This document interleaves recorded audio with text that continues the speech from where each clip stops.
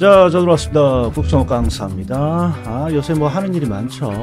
목금 방각은 모의고사 특별판 끝났고, 그 다음에 토, 일, 월 우리 라이브 특강합니다. 자, 그래서 뭔가 해주기가 너무 미안해. 자, 그래서 뭘 만들었습니까? 자장가를 하나 만들었습니다. 자장가. 그러니까 일정 다 끝내고 요거 한번 쭉 자장가로 들어보세요. 자, 들어간다. 자, 첫 번째. 자, 정책론이 예전과 달리 문제가 많이 안 나옵니다. 자, 그리고 거의 매년 나오는 건 하나 알고 있죠. 조세. 조세는 이제 매번 동영이도 내는 거니까 조세 이외에 시험에 나올 만한 것들을 처음부터 쭉 두 번씩 읊어 드릴 테니까 들으면서 자. 자, 누워서 듣는 거야. 그러니까 이 영상은 지금 특별판도 진행 끝났고 라이브도 뭐 5시 뭐 늦게까지 5시 한 반까지는 들어야 될 거고, 그러니까 누워서 잘 때 들으시기 바랍니다. 자, 한번 들어가 보죠. 자, 첫 번째 우리 정책에 들어오면 시장 실패가 나오죠. 그러면 시장 실패의 정의가 뭡니까? 그러면 시장이 자원을 효율적으로 배분하지 못하는 상황. 시장이 자원을 효율적으로 배분하지 못한다. 자, 그리고 항상 어떤 게 나와요? 시장 실패 원인을 물어보죠. 원인. 그럼 항상 공공재, 외부 효과 바로 대답해야죠. 공공재, 외부 효과. 그리고 시험에 잘 나오는 게 정보의 비대칭성이야. 정보의 비대칭성이죠. 그리고 위험, 불확실성. 자, 그러니까 평가사 34의 문제를 보면 시장 실패 원인, 공공재, 외부 효과, 그리고 우리 시험에 나오면 안 되는 문구가 항상 정보의 대칭성인 거죠. 비대칭성이 맞고 나와서는 안 될 문구죠. 자, 이렇게 나오든지 또 이런 식으로 나오죠. 자, 시장 실패 대표적인 원인. 자, OAX예요. 자, 공공재 맞았고, 외부 효과 맞았고, 그리고 또 뭐 들어왔어요? 정보의 대칭성이라고 돼 있잖아요. 정보의 대칭성 X, 항상 비대칭성. 자, 그 다음에 또 누워서 한번 생각해 봐요. 시장 실패가 넘어가면 시험에 자주 나오는 거. 그렇죠. 직접 개입 방식이냐, 간접 개입 방식이냐. 자, 독립 문제로 나오지 않더라도 항상 1번처럼 항상 이 지문은 어딘가 들어가 있어요. 자, 이 지문은 자, 토지 비축제도, 다른 말로 토지은행, 토지 비축제도 또는 토지은행과 부동산 가격 공시제도는 정부가 간접적으로 부동산 시장에 개입하는 수단이다. X죠? X. 뭐가? 자, 토지 비축제도, 토지은행은 직접이고 부동산 가격 공시제도 간접이죠. 요새 간접으로 자주 나오는 거 두 가지가 있어요. 부동산 가격 공시제도 간접. 그 다음에 대출 규제, LTV, DTI의 규제 강화, 규제 완화 이런 거 나오면 간접이죠. 자, 그래서 요 놈이 빠져야죠. 토지 비축제도는 직접, 가격 공시제도는 간접. 자, 그래서 요 필수적과 한 번만 암기 한번 해봅시다. 자, 일단 직접 개입 방식이에요. 직접 개입 방식은 항상 정부가 가격을 직접 손댄다. 임대료 규제, 분양가 규제. 임대료 규제, 분양가 규제, 직접. 이거의 다른 표현이 임대료 상한제, 분양가 상한제. 그 다음에 은수선, 토지은행, 토지 수용. 그 다음에 선매, 은수선은 직접 하는 거죠. 은수선 직접. 그 다음에 각종 공적 개발, 뭐 공공임대주택, 공공택지 개발. 자, 그리고 간접에서는 항상 세트 메뉴가 있어요. 뭐 조세, 부담금, 보조, 지원. 그런데 조심해야 될 게 조세 이렇게 안 나와. 부담금 이렇게 안 나오고. 그래서 자주 나오는 내용이에요. 그중에 부담금 한번 보죠. 자, 우리나라에는 개발 부담금도 있고, 재건축 부담금도 있고, 개발 부담금, 재건축 부담금, 이런 거 사례로 주는 거죠. 자, 그리고 우리가 실수하는 거, 가격 공시제도 간접, 그 다음에 뭐 LTV, DTI 이런 대출 규제 나오면 간접. 그러니까 시장 실패, 그 다음에 직접과 간접 이런 거 논점. 그 다음에 뭐 있을까요? 그 다음에 이제 주택정책이죠. 주택정책. 우리 주택정책 5종 세트 한번 누워서 생각해 봐요. 일단 힌트. 임대주택정책 3종 세트. 임대주택정책 3종 세트. 임대료 규제, 임대료 보조, 공공임대주택. 그 다음에 분양주택이야. 분양주택 2종 세트. 분양가 규제, 즉 분양가 상한제, 그리고 선분양. 그런데 최근에 출제 포인트는 이 주택정책 5개 중에 어디만 열심히 보려고 노력해. 공급. 그래서 우리가 암기하고 있는 게 임대료 규제, 분양가 규제는 항상 공급자에게 불리, 공급 감소. 그러니까 세트 메뉴로 딱 암기하고 있어야 돼요. 임대료 규제, 분양가 규제, 직접 개입 방식. 임대료 규제, 분양가 규제, 직접 개입 방식. 그리고 주택 정책편에서 나오면 항상 공급자에게 불리, 이놈만 공급 감소. 자, OX예요. 누워서 들으라고 해놓고 지금 OX로 해놨네, 제가. 자, 한번 봅시다. 자, 임대료를 균형 가격 이하로 통제한다. 이거 잘 봐야죠. 임대료를, 이게 정부겠죠. 정부가 임대료를 균형 가격 이하로 통제한다. 임대료 규제. 그럼 항상 공급이 어떻게 됩니까? 그러면 감소해야죠. 그러니까 이게 틀린 거죠. 공급은 감소한다. 자, 그 다음에 2번은 임대료 보조예요. 임대료 보조는 공급이 어떻게 돼야 돼요? 늘어나야겠죠. 왜? 임대료 규제, 분양가 규제만 공급 감소니까. 자, 그래서 임대료 보조 정책은 민간 임대주택의 공급을 장기적으로 감소시킨다라고 했으니까 틀린 거죠. 임대료 보조는 공급 증가. 그러니까 이런 것만 잘 찾아내라는 거죠. 자, 그 다음에 3번. 3번은 어떤 측면에서 시험에 나오죠? 주택 바우처. 자, 주택 바우처, 주거급여. 일단 우리나라의 임대료 보조 정책이야. 임대료 보조 정책의 일환으로 주거급여와 주택 바우처 제도가 있다. 그리고 이 주택 바우처 제도는 항상 요걸 조심해야 돼요. 이게 이제 작년 기출이니까 뭐 전체를 볼 필요는 없지만 항상 소비자 보조 방식이다. 이거 놓치면 안 돼. 모의고사에 제가 소비자 대신에 공급자 보조 방식이다. 이렇게 집어넣으면 잘 빠진단 말이에요. 그러니까 주거급여, 주거 바우처 또는 주택 바우처는 소비자 지원, 소비자 보조 방식이다. 이놈은 옳은 지문입니다. 옳은 지문.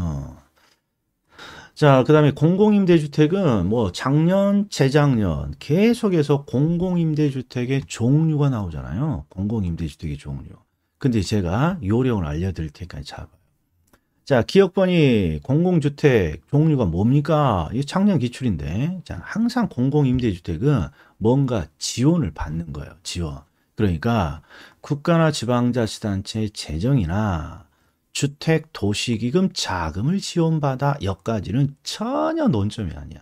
아니, 모든 공공임대주택이 정도의 차이는 있지만 지원을 받는다고. 그래서 요 문구 뒤쪽이 핵심이야.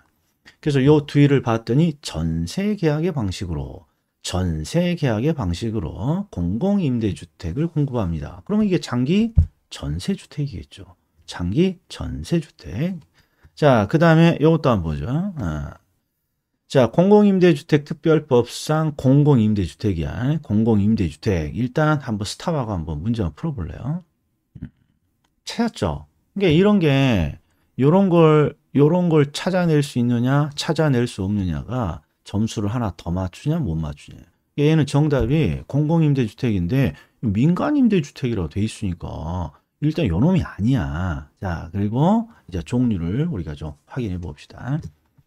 자, 공공임대주택에서 일단 영구임대 나오면 항상 뭔가의 지원을 받아 또는 재정으로 이런 거 중요치 않고 임대 의무 기간을 보는 거예요.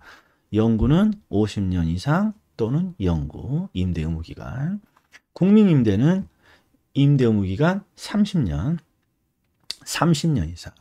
그리고 3번 같은 거 보세요. 분양전환 공공임대주택. 그러니까 분양전환을 나중에 임대 의무 기간이 끝나면 분양으로 전환되는 공공임대주택. 자, 그리고 여기서 잘 나오네요. 자, 예전에는 공공임대주택을 건설을 해서 정부가 공급을 했는데 지금은 기존 주택을 매입해서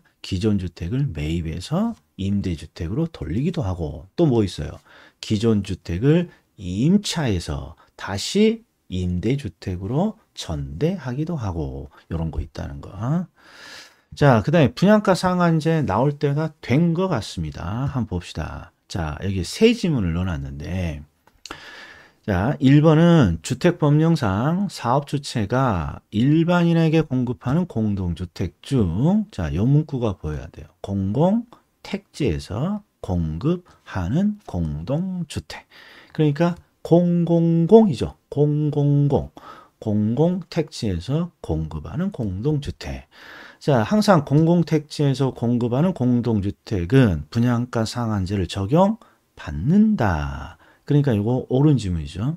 자, 2번도 비슷한데, 자, 이 보면 공공택지에서 공급하는 공동주택이 아니라 뭐라고 되어 있어요? 도시형 생활주택이라고 되어 있죠. 잘 나오죠. 도시형 생활주택은 분양가 상한제를 적용받지 않는다야. 그러니까 상한제를 적용받지 않는다 이래야 옳은 지문이죠. 도시형 생활주택 놓치면 안 돼요. 그리고 어려운 지문이 이제 요놈이죠, 요놈. 3번. 자, 뭐라고 되어 있냐? 주택법령상 사업주체가 일반인에게 공급하는 공동주택인데 시작이 공공택지가 아니라 공공택지 외택지라고 이렇게 되어 있단 말이에요. 공공택지 외택지. 자, 공공택지 외택지에서 주택을 공급한다면 원칙적으로 분양가 상한제가 적용받지 않죠. 그런데 주택가격 상승의 우려가 있어요. 그럼 분양가를 억눌러야죠. 주택가격 상승을, 주택이 너무 가격이 빠르게 오릅니다. 그러면 분양가를 낮춰야죠. 그러니까 주택가격 상승의 우려가 있어서 이 심의는 주거정책심의위원회죠. 주거정책심의위원회의 심의를 거쳐 지정하는 지역은 분양가 상한제를 적용받죠. 적용받지 않는다가 아니라 적용받는다. 그러니까 요거 틀린 지문이죠. 그러니까 원칙이 항상 공공택지에서 공급하는 공동주택은 분양가 상한제를 적용받죠. 다만 도시형 생활주택은 적용받지 않는다는 거. 그 다음에 두 번째, 공공택지 외 택지가 아니라면 당연히 분양가 상한제를 적용받지 않아요. 그러나 공공택지 외 택지에서 주택을 공급하더라도 주택가격 상승의 우려가 있다. 주택가격 상승의 우려가 있다면 분양가를 억눌러야죠. 그래서 주거정책심의위원회 심의를 거쳐서 지정을 한다. 그러면 그 지역은 분양가 상한제를 적용받는다. 지금까지 한 게 주택정책이죠. 주택정책. 예. 자, 그러면 또 뭐 있을까요? 요거 다음에는 이제 조세정책은 빼고, 요거죠, 요거. 우리나라에서 시행되고 있느냐? 우리나라에서 시행되고 있지 않느냐? 자, 1번 같은 게 대표적인 거예요. 공공임대주택, 주거급여, 요게 핵심이겠죠. 주거급여, 주거바우처. 자, 질문. 주거급여, 주거바우처에서 신경 써야 될 문구가 뭐라고 있어요? 소비자 보조 방식이에요. 소비자 보조 방식. 그 다음에 주택청약, 종합저축. 이런 게 현재 우리나라에서 시행되고 있다. 뭐 당연한 소리죠. 자, 2번. 분양가 상한제, 택지 소유 상한제는 현재 시행되고 있다. 틀린 질문이죠. 뭐 때문이요? 그렇죠. 택지 소유 상한제가 없죠. 그러니까 이렇게 얘도 지문 하나씩 꼭 들어가 있다고. 지문 하나씩. 예전에는 문제를 많이 낼 때는 이것들이 다 독립문제였어. 독립문제니까 딱 보면 논점이 파악이 되는데 지금은 얘가 다 사이에 껴 있으니까 신경을 좀 써서 봐야 된단 말이에요. 자, 예를 들어서 이렇게 줘. 이게 지금 작년에 나온 기출이니까 이런 식으로 나오면 뭐가 문제예요. 그냥 눈에 탁 띄잖아요. 그런데 이런 식으로 나오면 그렇죠. 꼭 신경을 써줘야 돼요. 일단 어려운 지문이 또 하나 있어. 자, 자, 이건 작년 기출이지만 한번 암기하기 위해서. 자, 우리나라에서 시행되고 있지 않은 정책이야. 이게 이런 거 잘 봐야 돼. 시행되고 있지 않은 정책을 물었으니까 항상 우리 암기 코드가 개택지죠. 사람 택지도 없는데 개택지가 뭐냐. 그래서 개가 개발권 양도제도. 개발권 양도제도. 없어요? 그 다음에 두 번째가 택지. 택지 소유 상한제. 택지 소유 상한제. 자, 택지 소유 상한제. 그 다음에 잡단 세금들이죠. 무슨 토지 초과 이득세. 토지 초과 이득세. 그 다음에 공안지세. 공안지세. 그리고 필수서에는 뭐 하나 더 적어져 있어요. 종합토지세. 종합토지세. 예, 그래서 개발권 양도제도, 택지 소유 상한제, 개택지, 그 다음에 희한한 세금들, 토지 초과 이득세, 공안지세, 종합부동산세가 아니라 종합토지세 이런 것들. 예. 자, 그런데 우리 시험에 나온 지문 중에 제일 어려운 게 있어요. 요거예요. 한번 풀어보세요. 현재 시행 중인 정책의 설명으로 틀린 거. 그런데 1번 같은 건 딱 눈에 보이잖아요. 토지 비축 업무니까 토지은행제도죠. 토지은행제도. 그리고 토지은행제도는 한국토지주택공사가 담당하고 있는 것이고. 그 다음에 3번 지문을 보면 뭐 투기과열지구로 지정할 수도 있다. 투기과열지구 현재 있지. 자, 그런데 2번을 한번 보세요. 2번. 자, 도시계획구역 안에 택지에 한해서 가구별 소유 상한을 초과하는 해당 택지에 대해서 초과 소유 부담금을 부과한다. 뭐 이렇게 돼 있다고. 그러니까 이게 단순히 암기만 해서는 좀 안 된다고. 그래서 우리가 설명을, 이해를 위해서 설명을 좀 하면 그 약간의 설명은 좀 받아들여야 돼. 예를 들어서 개택지에서 개발권 양도제도는 자주 나오니까 우리가 암기를 하고 있다고. 토지 소유자의 손실을 보전하고자 한다. 뭐 이런 제도. 이게 규제로 인한 토지 소유자의 손실을 보전하고자 한다. 이런 제도. 그런데 택지 소유 상한제가 뭡니까? 택지 소유 상한제 문구만 암기하면 안 된다는 거지. 그래서 택지 소유 상한제는 항상 택지의 소유를 제한하는 제도잖아요. 택지의 소유를 제한하는 제도. 그러니까 이게 뭔지는 모르지만 택지에 대해서야. 야, 택지, 도시지역의 택지에 대해서 뭔가 부담금을 때려 부과시키네. 택지의 소유를 제한하는 거구나. 이게 택지 소유 상한제가 아닐까? 그러니까 대충 현재 시행 중인 정책을 설명하라 그랬으니까 야, 이 원어는 현재 시행되고 있지 않잖아. 이런 식으로 찍어야 된다 이런 말이요. 이게 찍으려면 뭔가 요만큼의 이해는 필요하다는 거예요. 요만큼의 큰 이해는 필요하지 않지만. 그래서 일단 시행 중이냐 시행 중이지 않느냐 이런 거. 자, 그럼 한번 여기까지. 아직 조금 더 있어. 여기까지 한번 봐요. 시장 실패. 직접이냐 간접이냐. 그중에 직접 분양가 규제, 임대료 규제. 그 다음에 은수선, 토지은행, 수용, 선매, 각종 공적 규제 직접. 그 다음에 또 주택정책 5종 세트. 그 중에 공급이 감소하는 게 임대료 규제, 분양가 규제. 그리고 공공임대주택의 종류. 그렇죠. 요거 나오면 쉬운 거니까 눈도장만 찍어주고. 올해는 나오기는 좀 쉽지 않을 것 같습니다만 눈도장만 찍어놓으세요. 그리고 분양가 상한제는 잘 봐야 된다. 분양가 상한제. 분양가 상한제. 공공택지에서 공급하는 공동주택은 무조건 분양가 상한제. 공공택지 외 택지에서 주택을 공급한다 그러면 주택가격 상승의 우려가 있어서 심의를 거치는 지역. 이런 거. 자, 그 다음에 우리가 현재 시행 중이냐 시행 중이지 않느냐. 자, 시행 중이지 않는 거 대표적인 거 개택지, 개발권 양도제, 택지 소유 상한제. 근데 시험이 택지 소유 상한제 이런 식으로만 안 나온다고.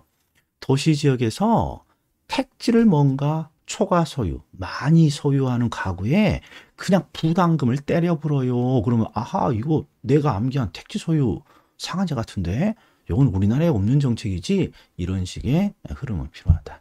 자, 그러면 이제 나머지는 전부 다 이제 다양한 정책이야. 다양한 정책, 다양한 정책. 예? 자, 그러니까 지금까지 시험에 쭉 출제된 것들 제가 한번 읊어볼 테니까 잘 봐요. 이게 이제 잠이 오기 시작할 거야.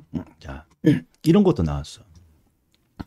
개발 부담금이 먼저 시작된 제도냐, 재건축 부담금이 먼저 시작된 제도냐. 그러면 항상 뭐가 먼저야?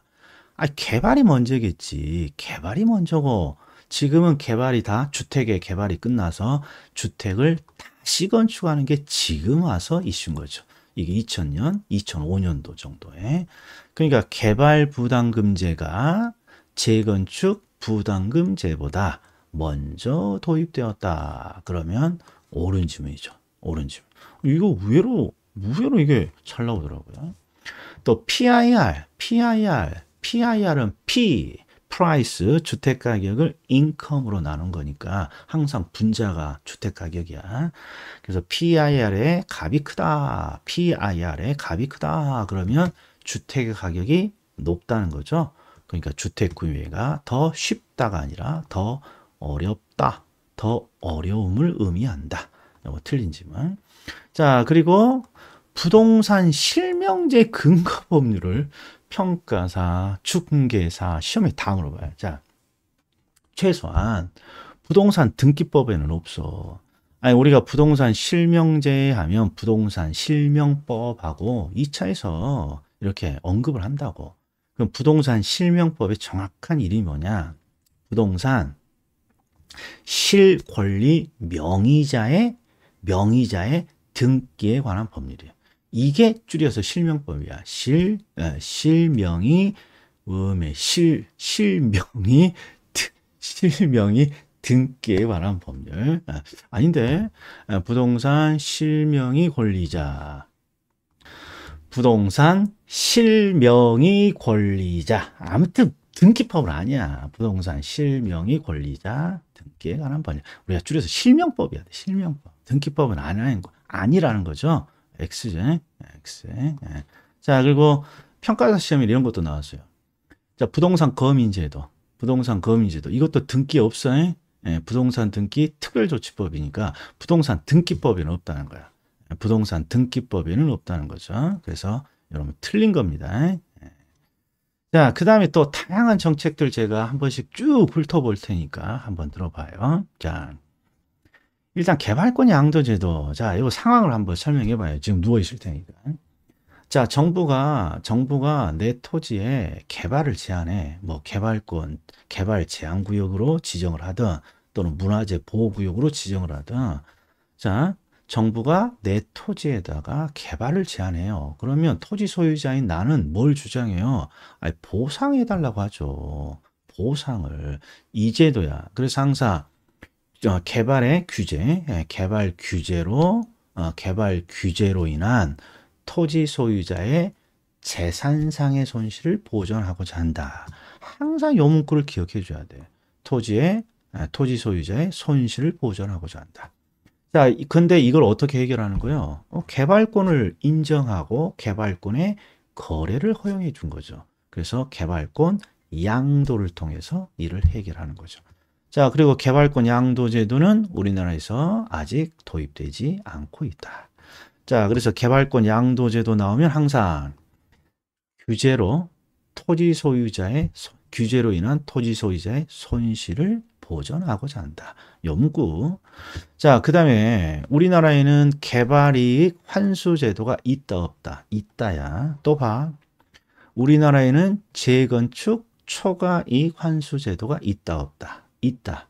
자, 개발이익 환수제도, 재건축 초과이익 환수제도의 핵심은 비정상적인 가격 상승의 이득이에요.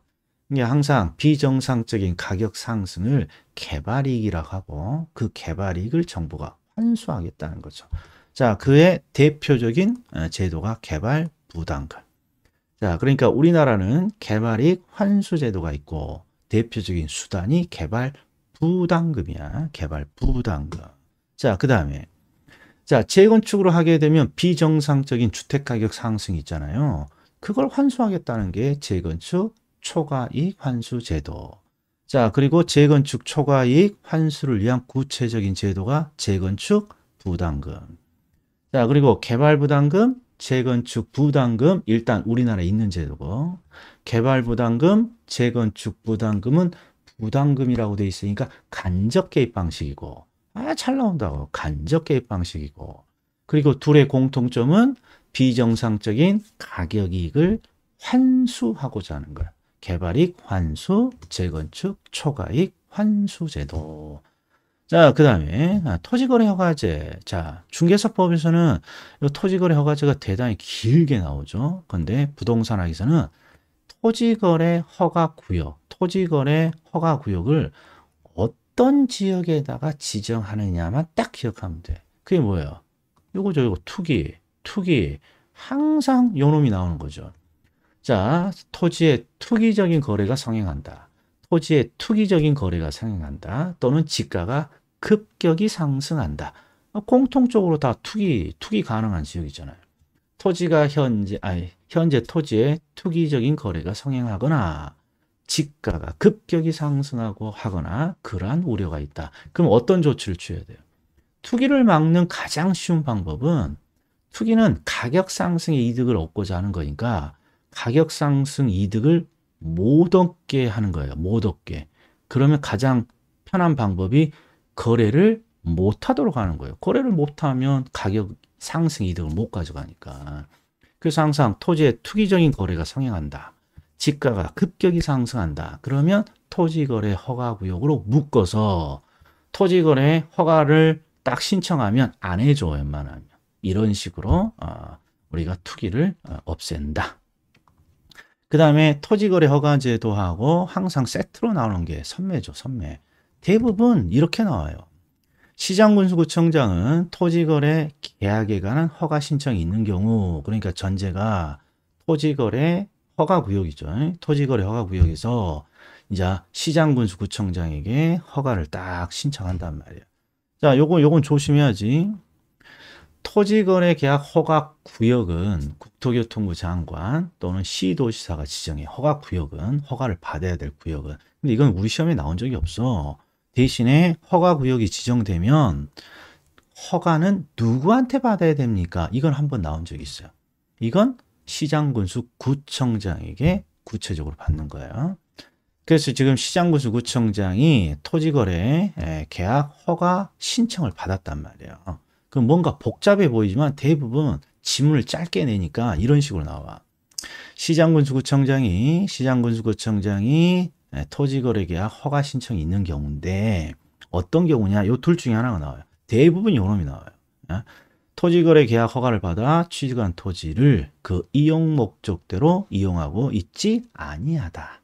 요런 토지에 대해서 여기서 선매자를 지정해서 그 토지를 협의 매수하게 할 수 있다. 대부분 처음과 끝입니다. 그러니까 시장군수구청장이 토지거래계약 허가 신청을 받았어. 그랬더니 그 토지가 어떤 요건에 있는 토지야. 그러면 선매자를 지정해서 그 토지를 협의 매수하게 할 수 있다. 여기에 디테일한 설명은 쏙 빼버리고 1차만 하는 사람은 어디만 보라 그랬어요, 제가. 요거만 보라 그랬죠. 요거만. 항상 선매조들은 사적 거래에 우선해서 매수하는 거예요. 우선해서 매수. 근데 이 매수지 수용이 아니라는 거죠. 그래서 협의 매수라고 되어 있느냐? 선매자를 지정해서 그 토지를 협의 매수하게 한다. 이렇게 되어 있느냐? 수용이라고 되어 있느냐? 요거 확인 안 하겠죠. 수용이 아니라 협의 매수라는 거야. 수용이 아니라 협의 매수. 이게 선매로는 안 나와. 그래서 지금 읽어드리는 거야. 시장군수구청장이 선매자를 지정해서 그 토지를 뭐 하게 할 수 있다. 그러면 협의 매수야. 협의 매수, 수용이 아니라. 자, 그리고 또 봅시다. 토지 적성 평가, 가끔 심심찮게 나옵니다. 자, 토지를 개발할 것이냐, 보존할 것이냐. 그래서 토지에 대한 개발과 보존이 경쟁을 한다, 경합을 한다. 그러면 토지의 적성을 평가해야겠죠. 토지 적성 평가. 자, 그 다음에 주택도시기금. 주택도시기금은 항상 이런 거란 말이에요. 자, 국민들로부터 돈을 마련해. 국민들로부터 기금을 마련한단 말이야. 그리고 그 기금으로 뭘 하겠어요? 주택의 건설이라든지 주택의 구입에 지원을 하고, 그 다음에 지금은 주택의 재건축이 이슈잖아요. 그래서 도시의 정비 사업에 지원을 하는 거예요. 이게 주택도시기금은 정부로부터 국민들로부터 기금을 마련해서 그 기금을 주택과 관련돼 쓰거나 도시에 쓴다는 거야. 근데 대부분 주택은 어디다 씁니까? 그러면 주택의 건설에 지원하거나 또는 무주택자의 주택 구입에 지원을 하겠죠. 자, 그리고 도시에는 어떻게 쓰니? 도시 요새 재건축 이런 게 이슈잖아요. 그러니까 도시의 정비 사업에 지원을 하는 거예요. 그래서 우리가 주택도시기금은 항상 이렇게 두 가지로 나눠져 있어요. 그런데 대부분 주택도시기금이 나오면 주택계정을 대부분 정의로 써요. 그러니까 뭐라고 돼 있냐 봤더니, 자, 국민주택채권, 청약저축 등으로 자금을 조성해요. 즉 국민들로부터 뭐 자금을 조성하는 거예요. 청약저축 등으로. 그리고 이제 뭐 합니까? 봤더니 이렇게 있잖아요. 주택의 건설 또는 주택의 구입을 하는 소비자에게 자금을 지원합니다. 그리고 도시계정은 뭐 복잡하게 돼 있지만 도시의 정비 또는 도시 재생사업에 자금을 지원합니다. 자, 그런데 여기서 항상 시험에 우리가 함정으로 나오는 게 뭐니? 그러면 주택도시기금은 누가 관리하느냐? 한국주택금융공사라고 하면 틀리다 이런 거야. 항상 주택도시기금은 주택의 건설과 관련돼 있으니까 예전에 건설교통부 장관이었던 국토교통부 장관이 운영 관리한단 말이에요. 자, 그리고 또 이런 것도 한번 나온 적이 있어요. 자, 가나다라 마바 이렇게 쭉 1, 2, 3, 4, 5번을 딱 주고, 자, 이 중에 자, 주택도시기금의 용도가 아닌 것은 이렇게 물어봤단 말이에요. 어렵잖아요. 그런데 어디다가 함정을 팠니? 그러면 여기다 함정을 팠다는 거야. 여기다가. 항상 국민주택 규모 이하의 주택에 지원을 하겠죠. 이걸 이상이라고 적어놨다고. 이상. 이런 거 잘 보라고. 혹시라도 나오면. 그 다음에 국민주택 규모 이하. 그러니까 국민주택의 건설 또는 국민주택 규모 이하 주택 또는 국민주택 규모 이하인 주택에 지원을 하더라. 자, 요 정도 한 32분이나 걸렸네. 32분이나. 그냥 쭉 한번 제가 생각나는 대로 마지막에 확인을 해야 될 것들 제가 한번 설명을 해봤습니다. 뭐 길지만 그냥 잠잘 때 틀어놔. 그러면 앞부분 중요한 거 많이 넣어놨으니까 또 듣다가 자고 내일 또 다 못 들었으면 내일 들어요. 그러면 아마 한 두 번 듣다 보면 끝까지 듣겠지 뭐. 자, 다음에 뵙겠습니다.